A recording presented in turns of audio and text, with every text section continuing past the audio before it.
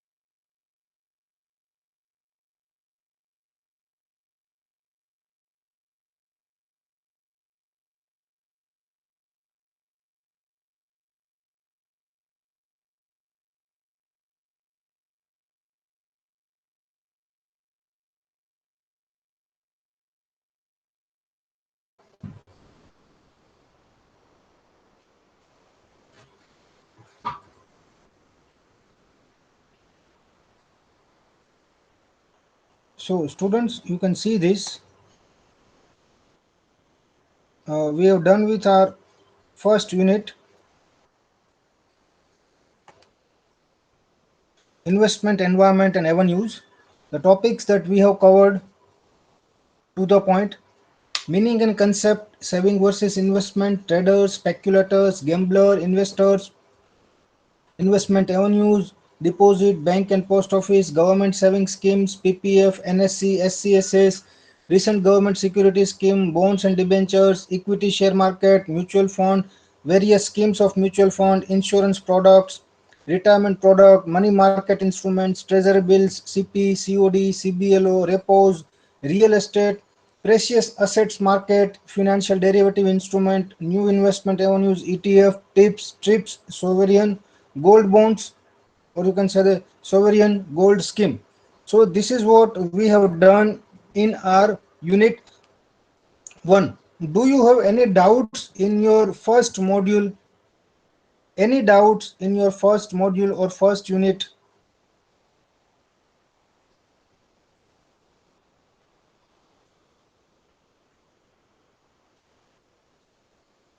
Yes, class, any doubts in first module or first unit?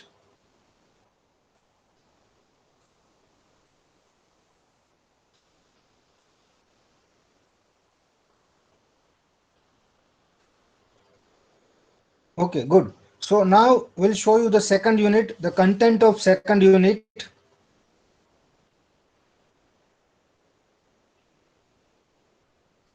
Now specifically we'll go with the stock market and the indices, global indices or the different indices are there. Stock market is not only Sensex, it's about the different indices. Like Nifty is also one of the indices, and Sensex is also one of the indices. Then Bank Nifty are there and few others. So in this unit 2, we are going to learn participants in security market. कितने participants है security markets में, primary and secondary equity market, आपने सुना होगा IPO and all those things, तो उसके बारे में हम थोड़ा पढ़ेंगे. Buying and selling of shares in the stock market, आप मार्केट में से कैसे शेयर्स को बाय कर सकते हो, उसको सेल कर सकते हो. पेमेंट सेटलमेंट सिस्टम किस हिसाब से वर्क करेगा, इसके रिलेटेड पूरा एक सब्जेक्ट है क्लियरिंग सेटलमेंट, पूरा एक सब्जेक्ट है जहां पे ये बताया जाएगा. बट मैं आपको ब्रीफ में यहाँ पे बता दूंगा कि how payment settlement system works. Then Indian stock exchanges, कितने हैं इंडिया में stock exchanges, any idea, India में स्टॉक एक्सचेंजेस कितने हैं?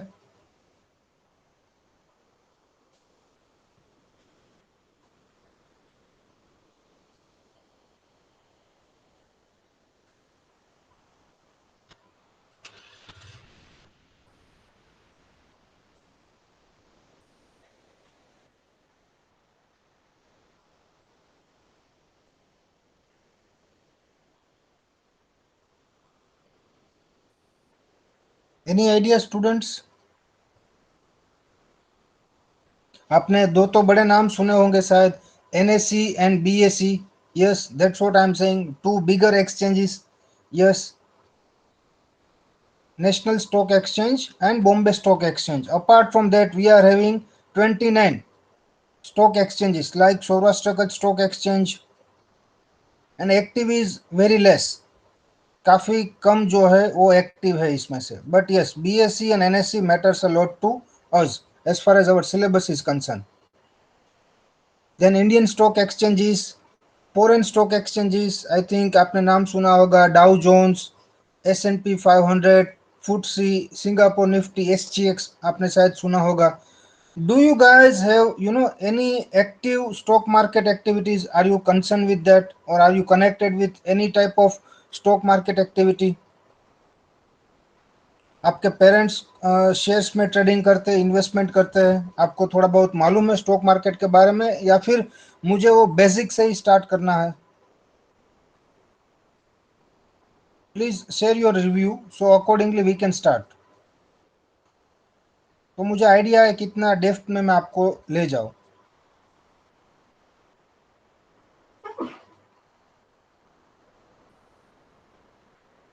Do you have any basic idea about the stock market students,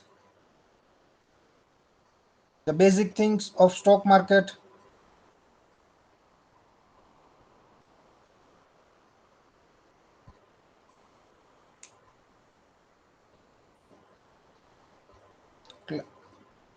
Okay, good. So accordingly I can make you explain for the further.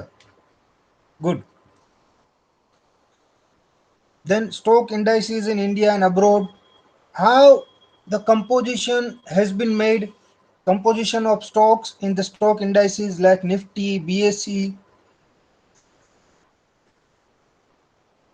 and sector specific like oil and petrochemical sector is there, banking sector is there, and so on. IT sector is there. Then computation of indices, BSE and NSE, main two. Do you know how many companies are there in the BSE? BSE कितनी कंपनियों का indices है और index है, कितनी कंपनियों को मिला के वो बना है BSE?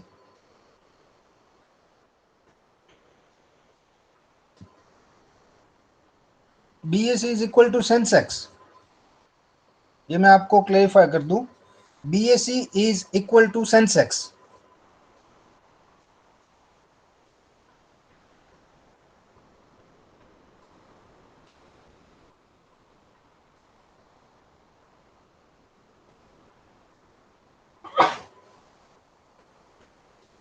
BSE, or you can say the Sensex, is made out of 30 company.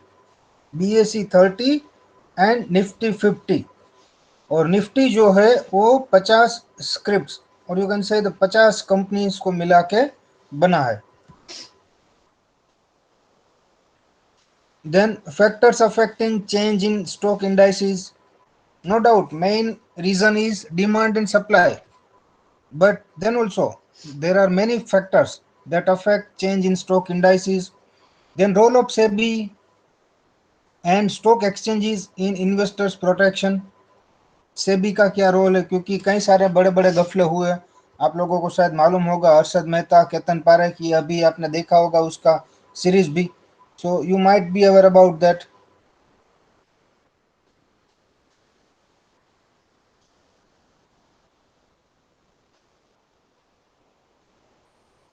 Then investors grievance and their redressal system. If investor have any issues, how it can be sorted out.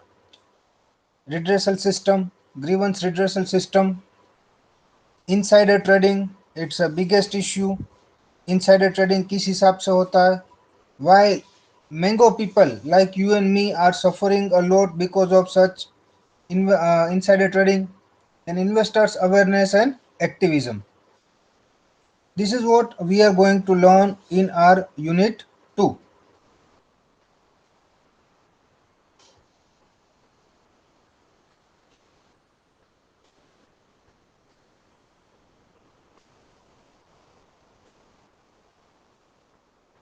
ये हम unit 2 में complete करेंगे. We'll have 8 sessions and definitely we'll try to complete in 8 only.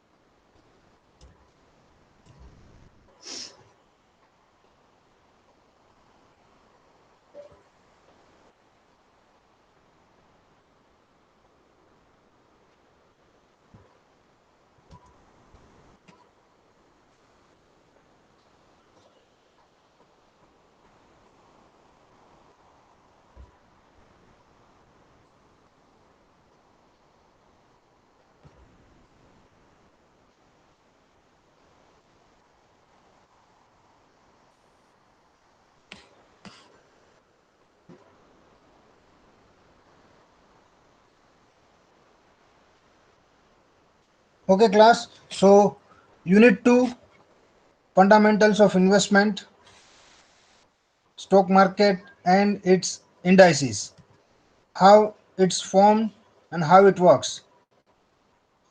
So the content that we are going to cover is same like the syllabus that we have discussed right now. जो अभी हमने unit 2 में देखा था, ये slide का content भी वही होगा. Participants in security markets, primary and secondary equity market, buying and selling of shares in the market, payment settlement system, Indian stock exchanges, foreign stock exchanges, stock indices in India and abroad, composition of stocks in stock indices, Nifty, BSE and sector specific, computation of indices, that is BSE and NSE, BSE 30 and NSE 50, or you can say the Nifty 50, factors affecting change in stock indices, role of SEBI and stock exchanges in investors protection, investor grievances and their redressal system, insider trading and investors awareness and activism. These are the points that we are going to cover in this entire PPT, in these slides. We have 39 slides total, but slides के अलावा भी मैं as usual आपके साथ videos भी share करूंगा for better understanding, सो आप उसको आसानी से समझ सको. So here we go with the first point, participants in security market. कौन कौन से लोग हैं या तो कौन कौन से ऐसे ऑर्गेनाइजेशंस है जो सिक्योरिटीज मार्केट में बतौर पार्टिसिपेंट्स वर्क करते हैं. अब सिक्योरिटी मार्केट्स मतलब शेयर्स, असेट्स, म्यूचुअल फंड्स, सब उसमें आ जाता है. Security market is not only limited to the equity shares. Mark my words. Security market is not only limited to equity shares only. So now, what are the participants?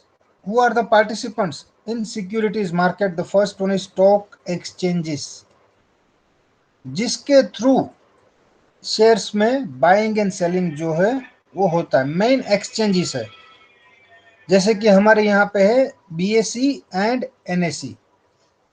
ये सबसे बड़े participants है, BSE and NSE. ये पूरा stock market का buying and selling जो होता है उसको मैनेज करते हैं. इनके थ्रू बाइंग एंड सेलिंग जो है वो होता है. और इसके ऊपर सेबी है, securities and exchange board of India, जो इन सभी को रेगुलेट करती है.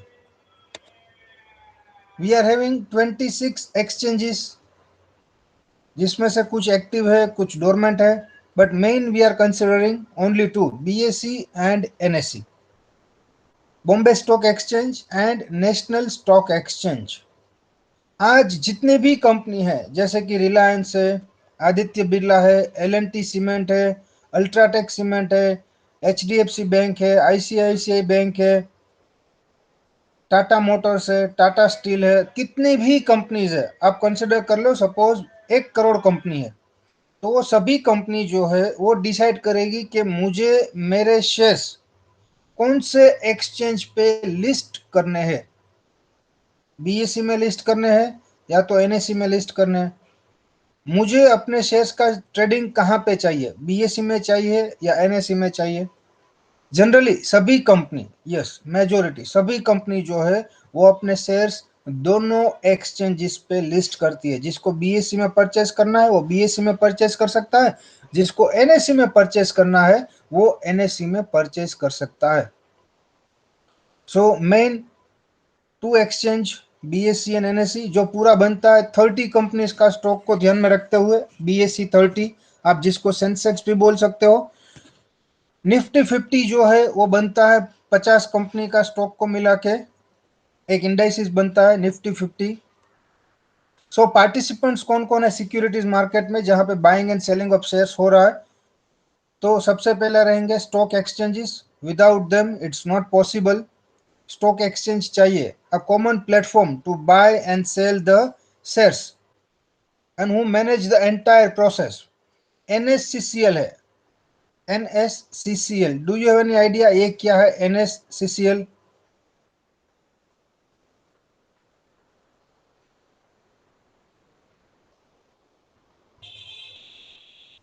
एनएससीसीएल, टेल मी ये क्या है?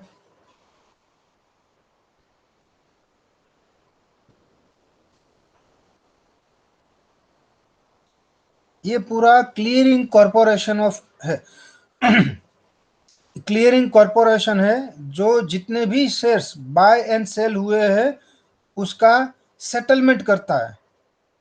जैसे कि आपने सेल किए पर आपके अकाउंट में तो शेयर थे ही नहीं, फिर भी आपने सेल कर दिए, तो ना what will be the consequences for the same?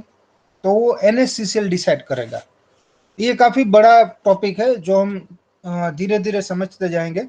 But for right now, stock exchanges, listed companies, ऐसी कंपनीज जिसने अपना आईपीओ मार्केट में लॉन्च किया है, एंड उसके बाद जब वो कंपनीज लिस्ट होती है तो बीएसई एंड एनएसई में दोनों जगह पे लिस्ट होती है, सो दैट उसके बाद सेकेंडरी मार्केट में उस कंपनी के शेयर्स हम बाय एंड सेल कर सके. देन स्टॉक ब्रोकर्स, ऐसे ब्रोकर्स जिसके थ्रू आप बीएसई या तो एनएसई में से अपने चॉइस के शेयर्स परचेज कर सकते हैं. आपको रिलायंस परचेज करना है आप कर सकते हो, आपको इन्फोसिस परचेज करना है आप कर सकते हो, टीसीएस परचेज करना है आप कर सकते हो. बट उसके लिए आपका कोई भी एक ब्रोकर होना चाहिए. आप डायरेक्टली एनएसई या तो बीएसई में जाके शेयर परचेज नहीं कर सकते. आप डायरेक्टली रिलायंस इंडस्ट्रीज में जाके ऐसा नहीं बोल सकते कि मुझे आपका एक शेयर दीजिए. No, it's not possible. तो उसके लिए एक्सचेंजेस चाहिए, उसके लिए कंपनी जो भी है वो उस एक्सचेंजेस में लिस्ट होनी चाहिए, एंड वो एक्सचेंजेस के साथ स्टॉक ब्रोकर का एसोसिएशन होना चाहिए. एंड स्टॉक ब्रोकर के थ्रू ही आप वो पर्टिकुलर शेयर्स परचेज कर सकते हो, directly you can not purchase. And last में सबसे बेचारा रहेगा हमारा इन्वेस्टर्स। इन्वेस्टर्स है, वो पैसे निकाल के देगा, वो कहीं ना कहीं पे पैसे इन्वेस्ट करेगा और एक अच्छे रिटर्न की आशा के साथ वो वहाँ पे पैसे इन्वेस्ट करेगा। तो वो भी एक पार्टिसिपेंट ही हुआ, क्योंकि विदाउट इन्वेस्टर्स ये तो अवेलेबल ही नहीं हो सकते। अगर इन्वेस्टर्स ही नहीं है then it's of no use. Then clearing house, NSCCL जो मैंने बताया था आपको। Then depository participants, NSDL and CDSL. Do you have any idea ये दोनों क्या है?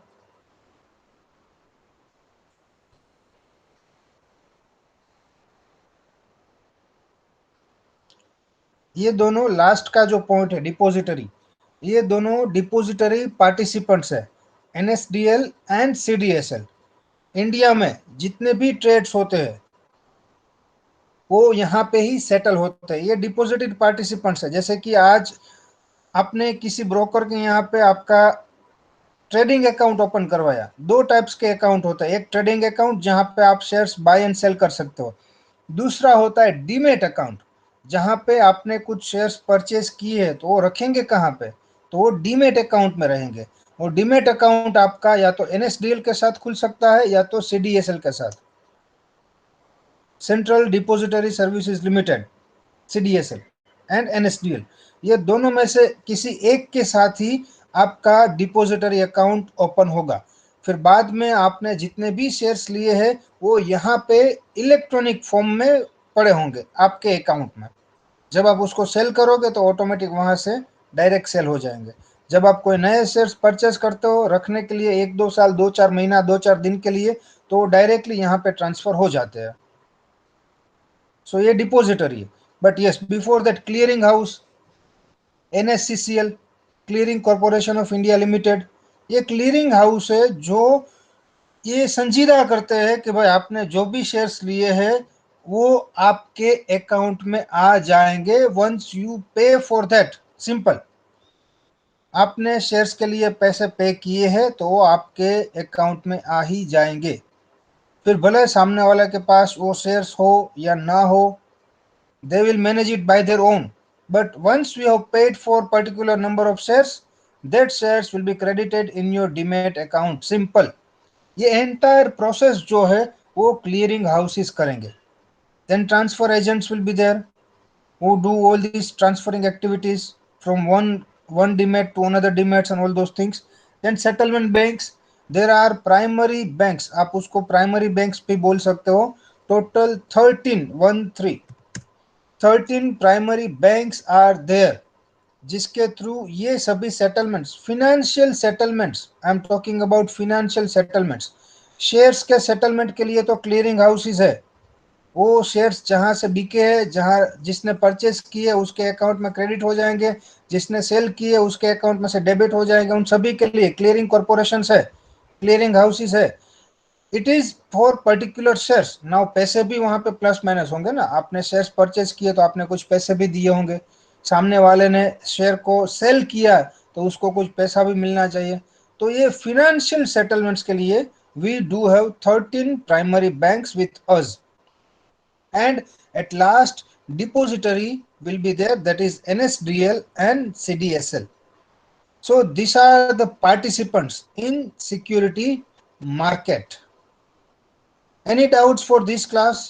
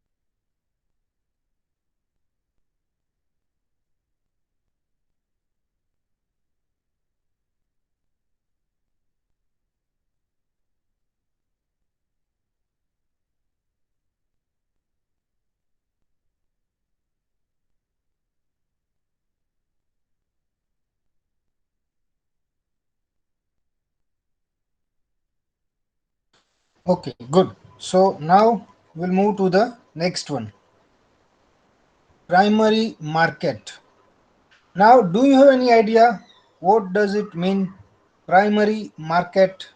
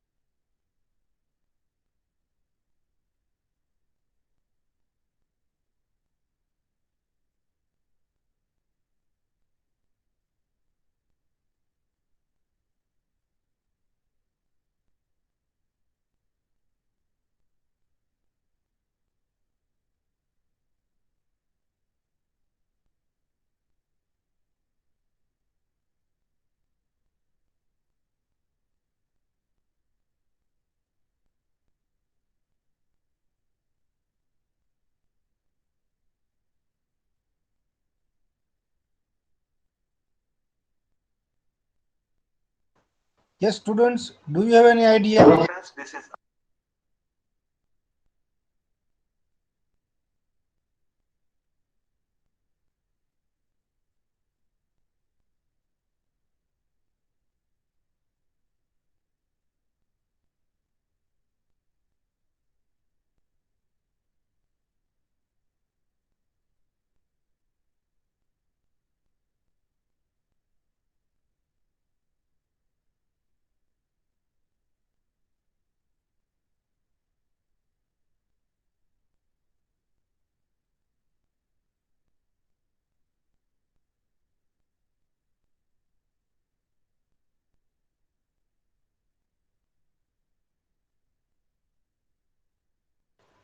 Okay, guys, you please be online. We'll show you one video of stock market participants.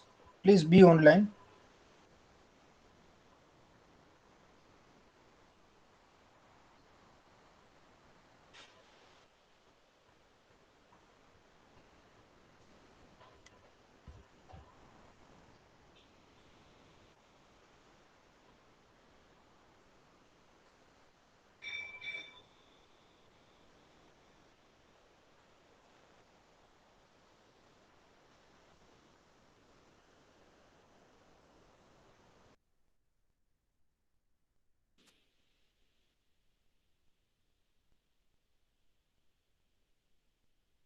में आपका बहुत बहुत स्वागत है। दोस्तों, इस वीडियो में हम बात करने वाले हैं स्टॉक मार्केट प्लेयर्स के बारे में, या फिर कहें तो हम पार्टिसिपेंट्स के बारे में। काफी लोग सोचते हैं कि प्रोसेस बहुत ही सिंपल है। एक स्टॉक एक्सचेंज होता है, वहां पे कुछ कंपनीज लिस्टेड होती हैं, उनके शेयर्स बायर और सेलर आपस में ट्रेड करते हैं। डेफिनेटली ये प्रोसेस काफी सिंपल लगता है एक इन्वेस्टर और ट्रेडर को, लेकिन बैकग्राउंड में काफी सारी इंटरमीडियरीज इन्वॉल्व होती हैं। लेकिन एज एन इन्वेस्टर या ट्रेडर हम तब हैंडीकैप फील करते हैं जब वो टर्म्स हमारे को सुनने को मिल जाती हैं और उनका एग्जैक्ट मतलब हमें पता नहीं होता है। फॉर एग्जाम्पल, डिपॉजिटरी पार्टिसिपेंट क्या होता है, डिपॉजिटरी क्या होता है, क्लियरिंग हाउस क्या होता है, क्लियरिंग मेंबर क्या होता है, ट्रेडिंग मेंबर क्या होता है, क्लियरिंग बैंक क्या होता है। कभी आपको सुनने को मिलता है registrar, share transfer agent, lead manager. तो इन सारी एजेंसीज के क्या रोल्स होते हैं, यही हम इस वीडियो में जानने वाले हैं। मैं उम्मीद करता हूं ये वीडियो देखने के बाद आप हैंडीकैप फील नहीं करेंगे, तो आप इस वीडियो में जरूर बने रहिए। दोस्तों, अगर आप स्टॉक इन्वेस्टिंग सीखना चाहते हैं तो आप हमारी मास्टर इन्वेस्टर सीरीज फॉलो कर सकते हैं, जो एब्सोल्युटली फ्री है। प्लेलिस्ट का लिंक आपको नीचे डिस्क्रिप्शन में मिल जाएगा। इसके अलावा हमारे पास एक काफी कॉमन क्वेरी आती है कि अगर हमें शेयर्स में इन्वेस्ट करना है या ट्रेड करना है तो उसके लिए हमें डीमैट और ट्रेडिंग अकाउंट कहां खुलवाना चाहिए। तो मैं रिकमेंड करता हूं आप किसी डिस्काउंट ब्रोकर के पास अपने अकाउंट खुलवा सकते हैं, जहां पे ब्रोकरेज चार्जेस बहुत ही कम होते हैं और डिलीवरी चार्जेस तो एकदम जीरो होते हैं। लेटेस्ट ऑफर्स, रिकमेंडेशंस और लिंक्स, डीमैट अकाउंट आपको कहां खुलवाना चाहिए वो आपको नीचे डिस्क्रिप्शन में मिल जाएंगे। इसके अलावा आपकी कोई भी स्टॉक मार्केट रिलेटेड क्वेरी है, अगर आपको इनिशियल हैंड होल्डिंग की जरूरत है तो आप हमारे व्हाट्सएप नंबर पे हमें कांटेक्ट कर सकते हैं 9292924848 पे। साथ में आप हमारे ईमेल आईडी पे भी हमें कांटेक्ट कर सकते हैं, जो आपको अपने स्क्रीन पे मिल जाएगा। फिर आप में से कुछ लोग शायद ऐसे भी हैं जो इन्वेस्ट तो करना चाहते हैं लेकिन उनके पास समय नहीं है इन्वेस्टमेंट पे रिसर्च करने का, तो भी आप हमारे व्हाट्सएप नंबर पे हमें कांटेक्ट कर सकते हैं। चलिए सबसे पहले तो हम बेसिक प्लेयर्स के बारे में समझ लेते हैं। एक होता है स्टॉक एक्सचेंज, जहां पे आपकी कंपनीज लिस्टेड होती हैं, जैसे कि ICICI bank, Asian paints, HDFC, Reliance, TCS, L&T, Infosys. ये सारी कुछ पॉपुलर कंपनीज हैं जो नेशनल स्टॉक एक्सचेंज और बॉम्बे स्टॉक एक्सचेंज पे लिस्टेड हैं, तो इन्हें हम कहते हैं लिस्टेड कंपनीज। और जब इनका स्टॉक इशू होता है, इनिशियली जब इनिशियल पब्लिक ऑफरिंग आता है, तब हम कहते हैं इन्हें इशूअर्स। अब इन कंपनीज के अंदर ट्रेड कैसे किया जाता है, तो यहाँ पे दो तरीके के आपके प्लेयर्स होते हैं। एक हो गए आपके इन्वेस्टर्स जो लॉन्ग टर्म के लिए शेयर को खरीदते हैं, दूसरे हो गए ट्रेडर्स जो शॉर्ट टर्म के लिए शेयर को खरीदते हैं। कितने टाइप के इन्वेस्टर्स और ट्रेडर्स होते हैं? एक हो गए आपके रिटेल इन्वेस्टर्स, आपके और मेरे जैसी जनरल पब्लिक। दूसरे हो गए इंस्टीट्यूशनल इन्वेस्टर्स, यानी कि mutual funds, insurance companies, foreign institutional investors. यहाँ पे बहुत सारा पैसा इन्वेस्ट होता है इंस्टीट्यूशनल इन्वेस्टर्स का, इसीलिए इन्हें हम मार्केट मेकर्स भी बोल सकते हैं। फिर हो गए कॉर्पोरेट्स, कंपनीज भी दूसरे कंपनीज के स्टॉक्स में इन्वेस्ट कर सकती हैं। अब ये ट्रांजैक्शन होती कैसे है? एक तरफ हो गया बायर, दूसरी तरफ हो गया सेलर। बायर पैसे सेलर के नाम पे ट्रांसफर करेगा, सेलर शेयर्स ट्रांसफर करेगा बायर को, और ये ट्रांजैक्शन फैसिलिटेट होगी स्टॉक एक्सचेंज पे। स्टॉक एक्सचेंज को आप समझ सकते हैं एक तरीके की मंडी है। जैसे आप वेजिटेबल मार्केट में कोई सामान खरीद या बेच सकते हैं, शेयर्स को आप खरीद या बेचते हैं स्टॉक एक्सचेंज पे। और ये तो हमें पता ही है, दो मेन स्टॉक एक्सचेंज है इंडिया में, एक है नेशनल स्टॉक एक्सचेंज, दूसरा है बॉम्बे स्टॉक एक्सचेंज। अब देखिए, ये सुनने में तो ट्रांजैक्शन काफी सिंपल लग रही है कि खाली पैसे ट्रांसफर हुए बायर से सेलर की तरफ और शेयर ट्रांसफर हो गए सेलर से बायर की तरफ। पर क्या ये ट्रांजैक्शन इतनी सिंपल है? देखिए, यहाँ पे एक दो सवाल उठ रहे हैं। पहला तो ये जो शेयर्स ट्रांसफर हुए हैं बायर के नाम पे, ये स्टोर कहां पे हो रहे हैं? देखिए, हमने अपने पिछले कुछ वीडियोस में डीमैट अकाउंट की बात जरूर की थी, जहां पे आपके ये शेयर्स स्टोर होते हैं, लेकिन ये कौन सी एजेंसी है जो स्टोर करती है? दूसरा सवाल, अब बायर पैसे ट्रांसफर कर रहा है अगर सेलर के नाम पे, क्या गारंटी है कि सेलर शेयर्स ट्रांसफर कर देगा बायर के नाम पे, या फिर बायर सेलर को पैसे ट्रांसफर कर देगा? इसकी गारंटी कौन लेगा? तो यहाँ पे काउंटर पार्टी रिस्क कैसे मैनेज होता है? क्या ये गारंटी स्टॉक एक्सचेंज लेगा? नहीं, स्टॉक एक्सचेंज ये गारंटी नहीं लेता है। यहाँ पे आ जाते हैं दूसरे इंटरमीडियरीज। अब ये दूसरे इंटरमीडियरीज कैसे काम करते हैं, बैक एंड में पूरा प्रोसेस कैसे होता है, वो एक बार समझ लेते हैं। स्टॉक एक्सचेंज पे डायरेक्ट ट्रेडिंग नहीं होती है। बायर और सेलर कभी भी स्टॉक एक्सचेंज पे डायरेक्ट ट्रेड नहीं कर सकते हैं। स्टॉक एक्सचेंज कहता है हम इतने सारी ट्रांजैक्शंस अकेले मैनेज नहीं कर सकते हैं, तो वो कुछ ट्रेडिंग मेंबर्स अपॉइंट करता है। बायर और सेलर अपने अपने ट्रेडिंग मेंबर से कम्युनिकेट करते हैं। सो ट्रेडिंग मेंबर सेलर का फॉर एग्जांपल ट्रेड लिया उसने और वो ट्रांसफर कर दिया, सब कुछ ऑनलाइन हो रहा है यहाँ पे, वो स्टॉक एक्सचेंज के पास चला जाता है। अब देखिए यहाँ पे हो क्या रहा है, मान लीजिए बायर कहता है मुझे 5000 शेयर्स खरीदने हैं किसी कंपनी के, लेकिन ये सेलर उसी कंपनी के खाली 2000 शेयर्स बेचना चाहता है। तो स्टॉक एक्सचेंज को बाकी के 3000 शेयर्स किसी दूसरे सेलर से लेके आने होंगे। तो ये ऑटोमेटेड मैचिंग सिस्टम होता है स्टॉक एक्सचेंज पे। लेकिन ये जो ऑर्डर कलेक्ट हो रहे हैं, ये ट्रेडिंग मेंबर्स कलेक्ट कर रहे हैं। एक ट्रेडिंग मेंबर हो गया बायर साइड का, एक ट्रेडिंग मेंबर हो गया सेलर साइड का। अब दूसरा सवाल जो मैंने आपसे पूछा था कि ये हमारे शेयर्स स्टोर कहां पे होते हैं, ये भी स्टॉक एक्सचेंज पे स्टोर नहीं होते हैं। इसके लिए एक और एजेंसी आती है जिसे हम कहते हैं डिपॉजिटरी। नेशनल स्टॉक एक्सचेंज ने एक डिपॉजिटरी को प्रमोट किया है जिसे हम कहते हैं NSDL. National stock exchange plus कुछ बैंक्स ने मिलकर इसको किया है promote. Similarly Bombay stock exchange ने प्रमोट किया है सीडीएसएल को along with few other banks. तो ये ही दो मेन डिपॉजिटरीज हैं जहां पे आपके डीमैट अकाउंट होते हैं और वहां पे आपके शेयर्स स्टोर होते हैं। तो अगर 2000 शेयर सेलर से बायर की तरफ जाने हैं तो वो सेलर के डीमैट अकाउंट से निकल के बायर के डीमैट अकाउंट में चले जाते हैं। यहाँ पे कोई फिजिकल मूवमेंट नहीं होती है शेयर्स की। आप डिपॉजिटरी को एक बैंक की तरह समझ सकते हैं, और एक बैंक में जैसे आप बैंक अकाउंट खुलवाते हैं, सिमिलरली डिपॉजिटरी के पास आप ये समझ सकते हैं आपका डीमैट अकाउंट खुल गया जहां पे आपके शेयर्स हैं। और ये सारी की सारी ट्रांजैक्शंस और इसकी रिस्पॉन्सिबिलिटी डिपॉजिटरी की है डीमैट अकाउंट में शेयर्स सेलर से बायर के अकाउंट में डालने की। अब यहां पे भी ट्रांजैक्शंस क्योंकि इतनी ज्यादा होती हैं, तो डिपॉजिटरी भी कहता है ये हम अकेले मैनेज नहीं कर सकते। तो बायर और सेलर कभी भी डायरेक्टली इन्वॉल्व नहीं होते हैं किसी डिपॉजिटरी के साथ। तो यहां पे एक और आपका पार्टिसिपेंट आ जाता है जिसे हम कहते हैं डिपॉजिटरी पार्टिसिपेंट, और इसे हम शॉर्ट फॉर्म में डीपी भी बोलते हैं। ये टर्म भी आपने अक्सर सुनी होगी। तो डिपॉजिटरी पार्टिसिपेंट क्या कर रहा है, वो यहाँ पे सेलर का ट्रेड लिया उसने और उसने कहा कि हाँ डीमैट अकाउंट में, सेलर के डीमैट अकाउंट से 2000 शेयर्स अब बायर के अकाउंट में जाने हैं, और ये डिपॉजिटरी पार्टिसिपेंट ने ये वाला ट्रेड बता दिया डिपॉजिटरी को। तो इस तरीके से आपकी शेयर्स की मूवमेंट हो जाती है। अब तीसरा सवाल, हमने बात करी थी काउंटर पार्टी रिस्क की। बायर कैसे मेक श्योर करेगा कि उसको शेयर्स मिल जाएंगे अगर उसने पैसे दे दिए तो, और सेलर कैसे मेक श्योर करेगा कि उसको पैसे मिल जाएंगे अगर उसने शेयर्स ट्रांसफर कर दिए तो। यहां पे स्टॉक एक्सचेंज गारंटी नहीं लेता है, इसकी गारंटी लेता है क्लियरिंग हाउस। अब देखिए यहाँ पे क्लियरिंग हाउस सेलर बन जाता है बायर के लिए और बायर बन जाता है सेलर के लिए, यानी कि गारंटी ले रहा है clearing house as a seller buyer को शेयर्स पहुंचाने की, और सेलर को गारंटी दे रहा है कि हम हैं तुम्हारे बायर और हम तुमको पैसा पहुंचाएंगे, हमारी गारंटी है। अब वो गारंटी देता कैसे है, इसके लिए वो क्लियरिंग मेंबर्स को अपॉइंट करता है या फिर कस्टडियंस को, और ये क्लियरिंग मेंबर कौन होते हैं, यही इंटरेक्ट करते हैं आपके बायर और सेलर से। तो यहाँ पे भी क्लियरिंग हाउस डायरेक्टली इन्वॉल्व नहीं होता है बायर और सेलर्स के साथ। यहाँ पे भी क्योंकि ट्रांजैक्शंस इतनी ज्यादा होती हैं तो यहाँ पे भी इंटरमीडियरीज आ जाते हैं, यहाँ पे क्लियरिंग मेंबर या कस्टडियंस आ जाते हैं बीच में। तो एक बायर की साइड का क्लियरिंग मेंबर या कस्टडियन हो गया, एक सेलर की साइड का क्लियरिंग मेंबर या कस्टडियन हो गया। और ये गारंटी कैसे ले पाता है क्लियरिंग हाउस, जो भी क्लियरिंग मेंबर या कस्टडियन को ये अपॉइंट करता है उसके पास ये कुछ मार्जिन रिक्वायरमेंट्स बोलता है। वो ये कहता है कि आप जितनी भी ट्रांजैक्शंस कर रहे हैं उससे 10-15% ऊपर आप क्लियरिंग अकाउंट में पैसा जमा करवाइए। तो अगर कुछ डिफॉल्ट हो भी गए तो वो मार्जिन हेल्प करेगा रिकवरी के अंदर। और ये क्लियरिंग अकाउंट खुलता है क्लियरिंग बैंक के अंदर। ये क्लियरिंग बैंक्स एम्पैनल्ड होते हैं क्लियरिंग हाउस के साथ, तो ये गिने चुने ही बैंक्स होते हैं। For example national stock exchange ने जो प्रमोट किया है क्लियरिंग हाउस अपना, वो है NSC clearing. Bombay stock exchange का क्लियरिंग हाउस है आईसीसीएल। इनके कुछ एम्पैनल्ड बैंक्स हैं, जैसे कि एनएससी क्लियरिंग के पास आज की डेट में 13 बैंक्स एम्पैनल्ड हैं। तो ये जो भी क्लियरिंग मेंबर या कस्टडियन होगा ये उन्हीं क्लियरिंग बैंक्स के अंदर इनको एक अकाउंट अपना जरूर खुलवाना होगा। ठीक है जी। अब आपको ये लग रहा होगा ये तो बड़ी कॉम्प्लेक्स ही हो गई ट्रांजैक्शन, लेकिन आपके और मेरे जैसे इन्वेस्टर्स के लिए ये इतनी कॉम्प्लेक्स नहीं है, क्योंकि ये जितने भी आप ये देख रहे हैं participants, depository participant, trading member या क्लियरिंग मेंबर, ये रिस्पॉन्सिबिलिटी होती है आपके ब्रोकर की। अब इनमें से एक या दो या तीनों की तीनों रिस्पॉन्सिबिलिटीज वो अकेला भी कर सकता है या फिर वो इनमें से कोई रिस्पॉन्सिबिलिटी आउटसोर्स भी कर सकता है।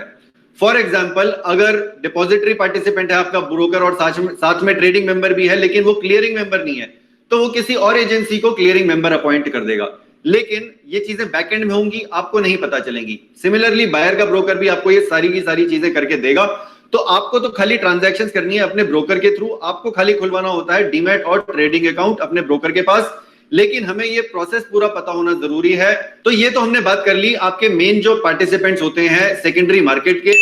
अब इनको सारी की सारी एजेंसीज को रेगुलेट करता है, जिसे हम रेगुलेटर कहते हैं, वो है आपका securities and exchange board of India, जिसे हम सेबी कहते हैं शॉर्ट में। जैसे कि बैंकिंग सिस्टम को रेगुलेट करता है आरबीआई यानी कि reserve bank of India, similarly stock और बॉन्ड मार्केट को रेगुलेट करता है सेबी, और सेबी ही डिसाइड करता है सारे लॉज और पनिशमेंट। अगर कोई किसी तरीके का फ्रॉड करती है कोई एजेंसी, तो वो पनिशमेंट भी सेबी ही डिसाइड करता है। चलिए, ये तो हमने समझ ली सेकेंडरी मार्केट। अब हम एक बार प्राइमरी मार्केट भी समझ लेते हैं। जब कोई कंपनी, कोई प्राइवेट लिमिटेड कंपनी पब्लिक होना चाहती है, वो लिस्ट कराना चाहती है अपने आप को स्टॉक एक्सचेंज पे, तो वो लेके आती है अपना इनिशियल पब्लिक ऑफरिंग, जिसे हम शॉर्ट में बोलते हैं आईपीओ। अब यहाँ पे भी कुछ एजेंसीज को आप समझ लीजिए क्या रोल रहता है। लेट्स से ये एक इशूअर कंपनी है। इशूअर कंपनी मतलब जो कंपनी अपना आईपीओ लेके आ रही है और ये अपनी पब्लिक में शेयर्स लेके आना चाहती है। यहाँ पे ट्रांजैक्शंस क्या है, इशूअर कंपनी अपने शेयर्स दे रही है पब्लिक को और बदले में ये कुछ पैसा रेज करना चाहती है। सिंपल सी ट्रांजैक्शन है, स्टॉक एक्सचेंज पे होगी डेफिनेटली। लेकिन जब इनिशियली कंपनी लेके आ रही है अपना इशू, तो वहां पे ड्यू डिलिजेंस करना पड़ता है, कुछ एजेंसीज को अपॉइंट करना पड़ता है। और ये कौन सी एजेंसीज हैं, यहाँ पे एक तो होती है आपकी रजिस्ट्रार टू इशू, जो मेनली आपका रिकॉर्ड कीपिंग करता है कि कौन कौन से शेयर होल्डर्स हैं, और दूसरे होती हैं आपके शेयर ट्रांसफर एजेंट। तो एक बार रजिस्ट्रार ने सारे शेयर होल्डर्स के नाम पे इनिशियल शेयर इशू कर दिए, उसके बाद शेयर ट्रांसफर एजेंट, अगर मान लीजिए वो शेयर बिकता है तो उसमें शेयर पे नाम चेंज होता है, वो रिस्पॉन्सिबिलिटी होती है शेयर ट्रांसफर एजेंट की। और जनरली ये एक ही एजेंसी दोनों चीजें मैनेज कर लेती है, तो उसे हम कह देते हैं registrar and transfer agent. In fact अगर किसी कंपनी ने कोई बॉन्ड्स इशू करे हैं, तो अगर उसका इंटरेस्ट पे करना होता है तो कंपनी क्या करती है, वो सीधे रजिस्ट्रार के पास जाती है और पूरी लिस्ट निकालती है कौन कौन से शेयर होल्डर्स हैं, किनके पास कितने शेयर्स हैं या फिर कितने बॉन्ड होल्डर्स हैं और किनके पास कितने बॉन्ड्स हैं। उस हिसाब से इंटरेस्ट देना होता है या फिर डिविडेंड देना होता है। और जब ये आईपीओ का प्रोसेस होता है, इसको मैनेज कौन करता है? इसको मैनेज करता है लीड मैनेजर। और ये लीड मैनेजर कौन होता है? ये कोई इन्वेस्टमेंट बैंक होता है या फिर हम उसे मर्चेंट बैंक भी कहते हैं और इसे हम कई बार अंडर राइटर भी कहते हैं। अभी आईपीओ का प्रोसेस डिटेल में हम किसी आने वाले वीडियो में डिस्कस करेंगे। तो इस वीडियो में बस इतना ही। मैं उम्मीद करता हूं ये वीडियो देखने के बाद आपको स्टॉक मार्केट पार्टिसिपेंट्स के बारे में पता चला होगा, उनके क्या रोल्स एंड रिस्पॉन्सिबिलिटीज होते हैं। ये वीडियो अगर आपको पसंद आया है तो इसको like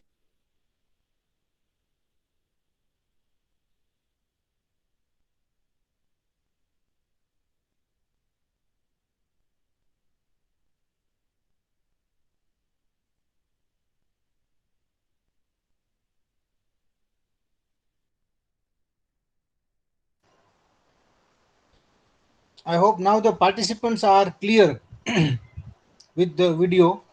The things that I have explained, the same he has explained in the video with some drawings. So it's easy to understand. So I think it's clear now. And in the next session, we'll go with the primary market. So any doubts for today's session, class?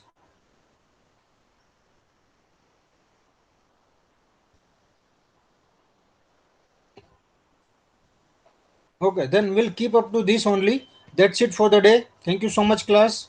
Enjoy your weekend. Thank you.